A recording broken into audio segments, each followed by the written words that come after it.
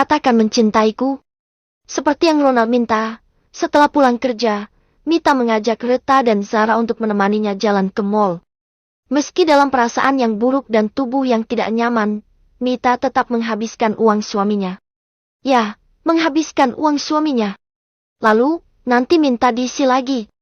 Itu yang Ronald katakan. Habiskan. Percayalah, kalau istri tidak menghabiskan uang suaminya, wanita lain yang akan menghabiskannya. Itu pilihan seorang istri saat ini. Mita, kamu belanja banyak sekali. Ucap Zara melihat banyaknya paper bag yang dibawa oleh Mita. Sepertinya Mita dalam perasaan yang baik setelah belanja ini. Kekasihku minta aku habiskan uangnya. Dia bilang tidak perlu ragu, tidak perlu juga bicara dengannya. Mungkin dia sedang banyak uang. Ucap Mita dengan senyumnya yang kecut. Sudah pasti, tanpa ragu-ragu apalagi berpikir 1000 kali, Mita pasti akan menghabiskannya. Kenapa tidak ditabung saja uangnya? Tanya Zara yang polos ini. Sarah, kalau kekasihmu minta kamu belanja saja. Nanti ada saatnya dia akan berikan kamu uang untuk ditabung, hidup itu cuma sekali. Kamu harus pikirkan kebahagiaanmu juga. Kamu perlu pikiran yang tetap waras untuk menjalani hidup yang berat ini. Kalau aku jadi kamu, aku sangat beruntung, aku sudah pasti akan mencari lelaki yang sangat baik dan hidup bahagia. Ucap Mita sambil memilih pakaian yang mau dibeli. Itu tandanya kekasihmu tidak cukup baik dan sekarang kamu tidak bahagia. Tanya Zara dan Mita mengangguk pelan. Terkadang wanita tidak pernah cukup. Kamu mengerti maksudku? Tanya Mita sambil melihat Zara dan Zara tidak cukup mengerti dengan apa yang dikatakan Mita. Terlalu berat untuk dia yang sendiri. Maksudku, ketika mendapatkan lelaki yang kaya, itu tidak cukup kalau tidak ada cinta. Ketika mendapatkan lelaki penuh cinta itu tidak juga cukup kalau dia tidak bekerja dan tidak punya uang. Ya, begitulah hidup. Tidak ada yang sempurna, jalani saja. Ucap Mita dengan senyum manisnya. Akhirnya Zara mengerti kalau hari ini Mita sedang dalam perasaan yang buruk. Sudah jelas, ketika dia punya cinta yang tidak bisa dimiliki tetapi punya suami yang tidak setia. Ah, untuk apa dipikirkan? Hanya 1 tahun. Tapi, benar yang Mita katakan. Hubungan ini akan melibatkan perasaan. Ketika tubuh saling menyentuh, ketika itu hati mulai merasa. Aku sudah mulai tenggelam dalam hidupnya. Harusnya aku ingat kalau ini hanya sementara dan aku mulai tertipu dengan kata manisnya. Gumam Mita dengan senyum kecutnya. Dia terus belanja menghabiskan uang Ronald dan laporan uang keluar terus masuk di ponsel Ronald. Ronald tersenyum melihatnya. Mita menggunakan uangnya dengan baik. Dia mungkin sudah tidak marah lagi. Setelah belanja, makan, mereka pun karaokean. Mita hanya mendengar Reta bernyanyi. Dasar kau buaya buntung, pacaran kau hitung-hitung. Dasar kau buaya buntung, mencari untung. Kamu datang cuma bawa cinta ta? Kamu datang cuma bawa sayang yang. Mita tertawa melihat Reta bernyanyi. Harusnya Mita malas ikut berjoget tetapi lagunya sama dengan hatinya saat ini dan mereka pun akhirnya berlenggok sampai ada yang tiba-tiba masuk ke ruangan mereka dan mereka bertiga terdiam. Masalahnya mereka sedang seksi tanpa blazer dan kemeja yang sudah terlepas 3 kancing di atasnya. Belahan dada itu sungguh terlihat sangat menggoda. Mereka saling pandang dan langsung sibuk menggunakan blazer kecuali Mita. Kenapa datang kemari? Tanya Mita mendekati Ronald. Memalukan sekali, saat mereka sedang berjoget ria. Ronald datang tanpa tahu malu bahkan tersenyum melihat kelakuan Mita dan temannya. Sudah malam, Honey. Aku menjemputmu.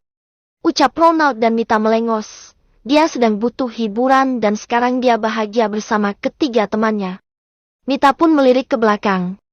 Aku pesan taksi untuk kalian, ya. Mita mengambil ponsel dan langsung memesan taksi untuk temannya.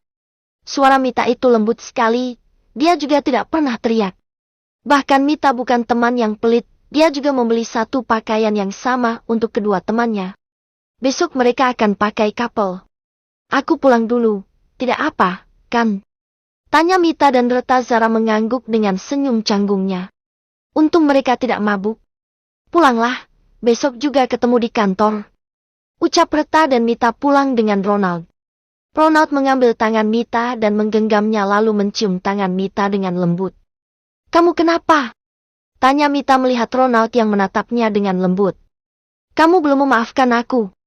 Ucap Ronald dan Mita tertawa mendengarnya. Ronald, aku tidak apa, sungguh. Aku sedang tidak nyaman saat ini, perasaanku tidak enak sekali, bukan karena kamu makan dengan Dokter Dina. Jangan lupakan kalau hubungan ini tidak boleh ada cinta. Ucap Mita dengan sangat lembut. Mita jelas sangat marah, Mita tidak romantis. Biasanya Mita akan bermanja dengannya, memeluknya atau menciumnya. Yang jelas istrinya ini seksi sekali. Tadi aku belanja banyak sekali. Ucap Mita menunjukkan belanjaannya pada Ronald. Ronald hanya melihat sebentar dan melirik wajah Mita yang masih tidak terlihat bahagia. Aku tahu, kamu menggunakan uangku dengan baik. Ucap Ronald merangkul pinggang Mita dan membuat Mita dekat dengannya. Ronald parkir sedikit jauh, jadi mereka masih bisa bicara di jalan menuju parkiran mobil. Malam ini ramai sekali orang pulang kerja mencari hiburan di mall. Kamu tidak marah? Tanya Mita dan Ronald menggeleng. Kalau bukan kamu yang menghabiskan, aku akan habiskan dengan wanita lain. Ucap Ronald sambil menatap Mita dan itu juga yang Mita pikirkan. Kenapa kalian para lelaki tidak pernah cukup dengan satu wanita? Ah, bukan itu maksudku. Kenapa mata kalian bisa melihat wanita lain? Tanya Mita serius karena jujur, saat Mita menjadi seorang istri, dia tidak senakal itu, berbeda sekali saat dia masih kerja jadi pramugari. Dia bisa menggoda, merayu, dekat dengan lelaki atau sekedar bergelayut di tangan mereka. Hanya saja, untuk bercinta. Mita akui hanya dengan Ronald dan Amar saja. Kutuklah dia, Mita pun sadar dengan kelakuannya yang tidak pantas sebagai seorang wanita. Harusnya, wanita bisa menjaga mahkotanya hanya untuk suaminya tapi Mita.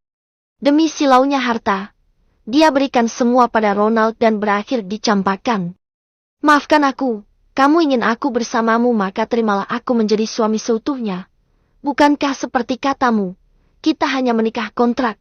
Aku sudah meminta untuk menerimaku tetapi kamu selalu ingatkan akan kontrak 1 tahun itu. Aku pikir kamu tidak menyukaiku. Jawab Ronald. Ini lebih baik. Harusnya Ronald jujur saja. Aku tidak suka dibohongi, Ronald. Katakan saja kalau kamu pergi dengan wanita lain, aku tidak seburuk itu untuk marah padamu.